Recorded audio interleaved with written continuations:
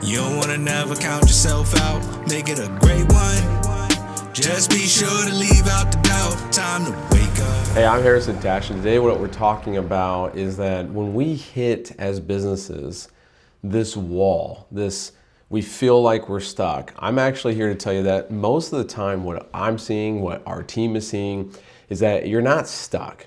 You're actually misfocused. I'm gonna give you 3 ways to move past this. And so I want to dive right in and say, revenue might be good, operations might be steady, and you might be feeling like things are going well. But the question I have for you is, does it feel like that these strategic big goals, these big milestones you have for your business are on stalemate? That is one way that I see companies feel stuck. They've been saying, we've been wanting to open this territory for 3 years, but we haven't done it. Or we've been wanting to release this product line, but we haven't done it in years. We said this, we were going to do this, but we haven't. We've been wanting to move our operational system to this, but we haven't done it. This is when I start to see that CEOs and leadership teams are like, hey, we feel stuck. We just haven't, we've seen the growth, but we haven't seen the true development of our business. And so this is what I want to give you is 3 points to move past this kind of feeling and actually see results. And oftentimes when we work very diligently with teams on this, we'll see results within the first month because the team feels more aligned. So here's the first point. The first point is I want you to get out of the weeds. I want you to stay out of the weeds.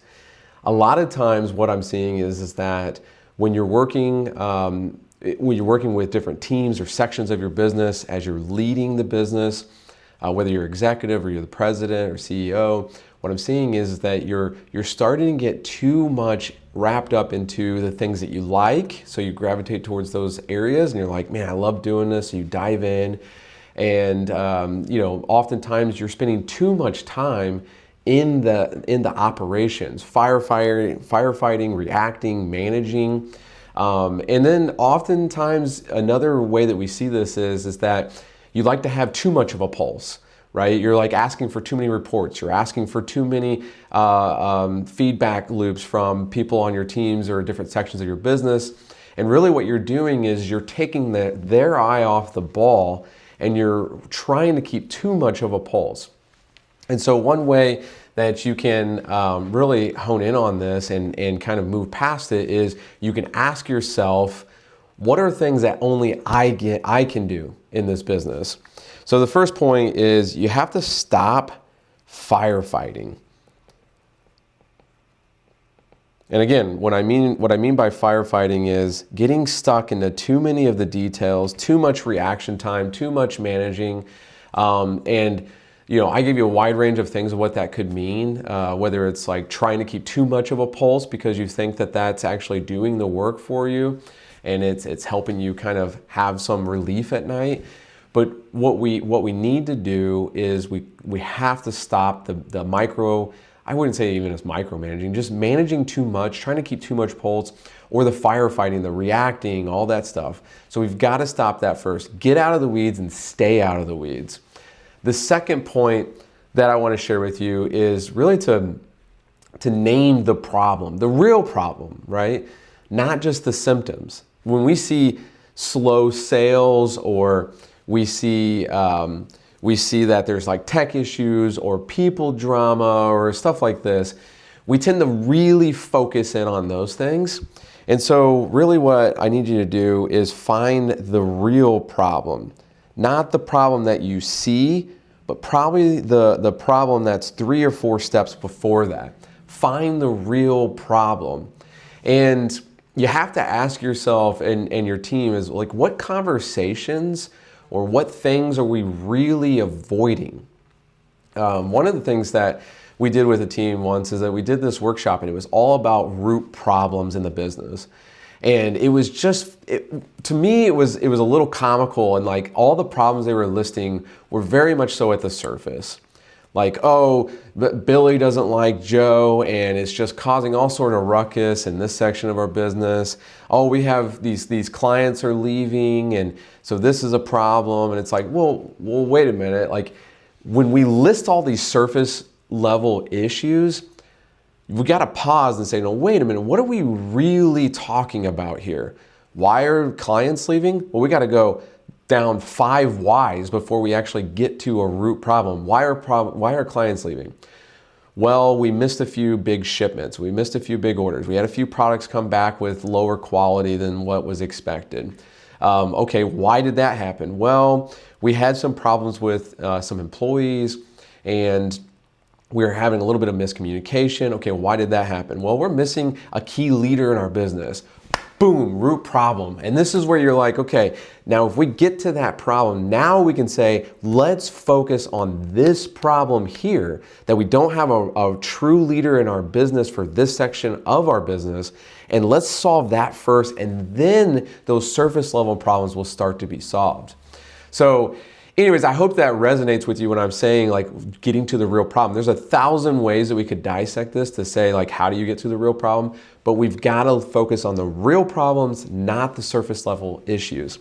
Now, point number 3 is that we need to rebuild the vision and create a workable plan. And really what I'm talking about is creating alignment with your team.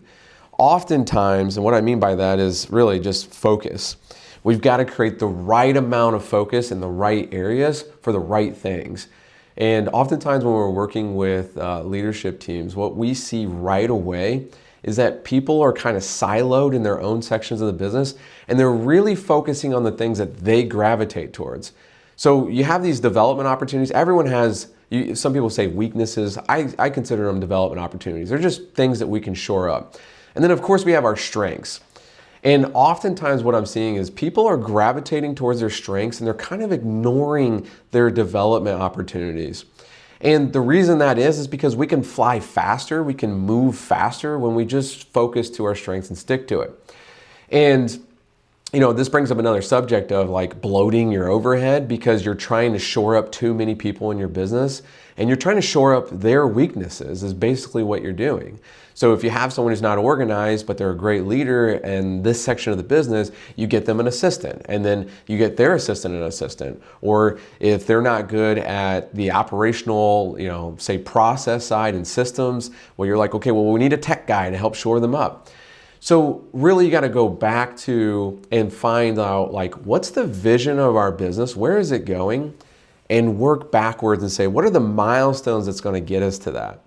And so if you're a business today who's at like 5 million, you're like, okay, this is how we see our business. We're going to be doubling in the next 3 years.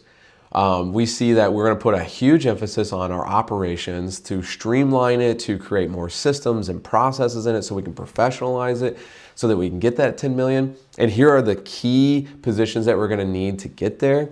If you do that, you've got to measure your current state, your current reality of who your leadership is, what your team looks like, what your processes look like, what your systems, how they are streamlined and how they're connected. You got to look at all these things and say, how does it fit against this?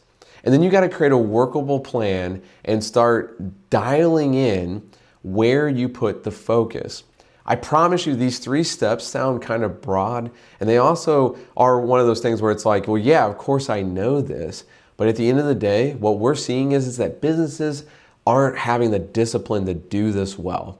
We're just kind of doing what we want to do in our businesses because the revenue still is going up, the operation is still happening. But the thing that I really want to ask you is, but where does your business need to be in 5 years? Where does it need to be in 10 years? And are you on track to get there? Or is your revenue just really going with the market? So the market's doing well, we're doing well. When the market goes bad, we do bad. This is the sign that you're really just riding the wave of good economy or bad economy and when you're dipping down. So my challenge to you is to really find out, how do you create that true focus? And that is really what we're talking about here when we're talking about how do you get unstuck? How do you move past the level that you're at now? Is that you have to figure out how to truly focus in on that true target and figure out what are the things that we need to put all of our attention to, because we know it will help us get to where we want to go. If you want to find out about more resources, or if you want to get connected with us to ask some questions and get some resources that we might have deep down in our files to help you out, go to connect@consultlivingwater.com, or you can go to consultlivingwater.com and there's a Let's Talk button. We would love to have the conversation with you and get it started and help you with any resources that you might need. We'll talk later.